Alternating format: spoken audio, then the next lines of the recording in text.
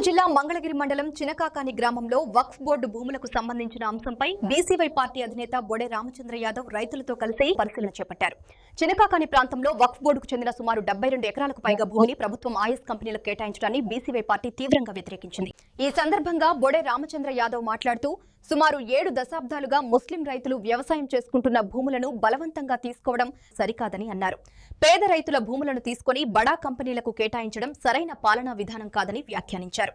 వక్ఫ్ బోర్డుకు సంబంధించిన భూముల విషయంలో ప్రభుత్వం పునరాలోచన చేయాలని, ఈ అంశంలో ముస్లిం రైతులకు పూర్తిగా అండగా నిలుస్తామని తెలిపారు. అవసరమైతే ఈ భూముల పరిరక్షణ కోసం న్యాయ పోరాటానికి కూడా సిద్ధమని బొడే రామచంద్ర యాదవ్ స్పష్టం చేశారు. ఈ కార్యక్రమంలో స్థానిక రైతులు, పార్టీ నాయకులు పాల్గొన్నారు.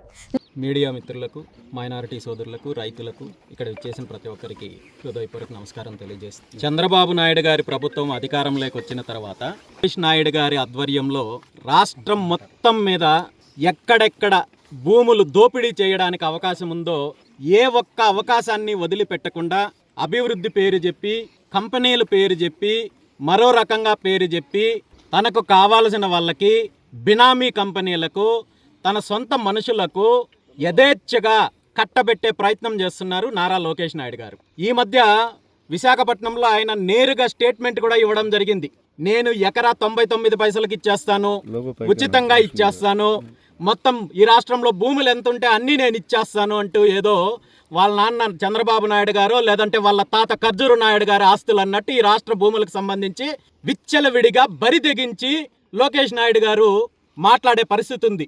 ఈరోజు రాష్ట్రంలో ఉన్న రైతులకు సంబంధించిన భూములు బలవంతంగా లాక్కుంటున్నారు. అదేవిధంగా దేవాదాయ భూములు దోపిడీ చేస్తున్నారు, మఠానికి సంబంధించిన భూములు దోపిడీ చేస్తున్నారు, అటవీ భూములు దోపిడీ చేస్తున్నారు.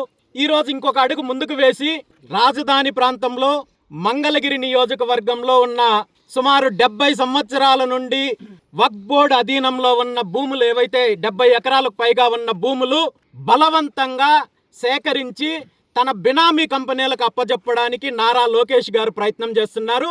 దీనిని వ్యతిరేకిస్తున్న వక్ఫ్ బోర్డు కమిటీ కావచ్చు, అదేవిధంగా అంజుమాన్ కమిటీ కావచ్చు, వాళ్లకున్న అధికారాలు కావచ్చు, వాళ్లకున్న హక్కులతోటి గతంలో వక్ఫ్ బోర్డు దీన్ని వ్యతిరేకించి నిర్ణయం తీసుకున్నప్పటికీ కూడా ఆ నిర్ణయానికి విరుద్ధంగా గుంటూరు జిల్లా కలెక్టర్ గారు గత నెల 19వ తేదీన నోటిఫికేషన్ ఇవ్వడం అనేది చాలా దుర్మార్గమైన చర్య.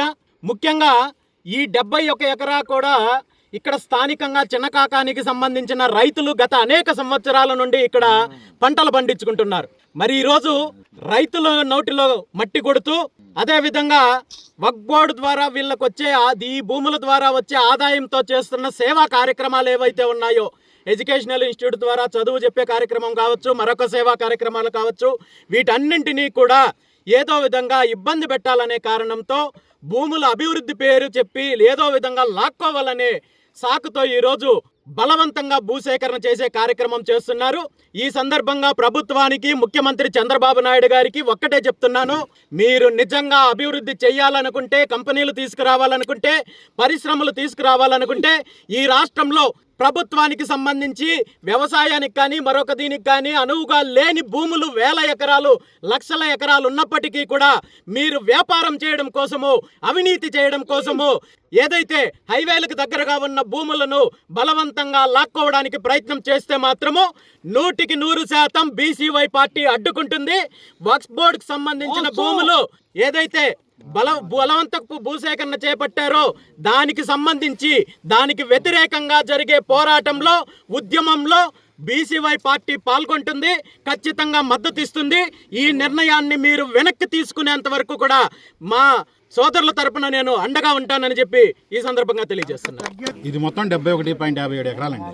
ఇది 1915లో అప్పటి డిప్యూటీ కలెక్టర్ బహదూర్ హబీబుల్లా ఖాన్ గారు ఒక సేవా దృక్పథంతో ముస్లింల అభివృద్ధి, సంక్షేమం కోసం ఈ యొక్క భూములు అనేది ఆయన సొంత నిధులతో కొని ట్రస్ట్ పేరిట రాశారండి. ఆ భూముల్లో చాలా మంది రైతులు జీవనోపాధిగా చేసుకుంటూ దీని మీద వచ్చేటువంటి ఆదాయంతో గుంటూరులో సేవా కార్యక్రమాలు చేస్తూ ఉచితంగా పిల్లలు చదివిస్తారు. కులాలకు అతీతంగా, మతాలకు అతీతంగా అందరి విద్యార్థులను కూడా చదివిస్తారు గుంటూరు నగరంలో. అటువంటి భూములను ఈ యొక్క రాష్ట్ర ప్రభుత్వం కావాలని ఉద్దేశపూర్వకంగా, ఇందాక అన్నగారు చెప్పారు, ఏదైతే ఈ యొక్క ప్రభుత్వం కావాలని ముస్లింల యొక్క భూములను, హిందువుల భూములను ఏదైతే మత ప్రాతిపదికన కేటాయించి వారి యొక్క మత ఆచారాలకు విరుద్ధంగా ఈరోజు ఈ రాష్ట్ర ప్రభుత్వం అనేది చేస్తూ ఉంది.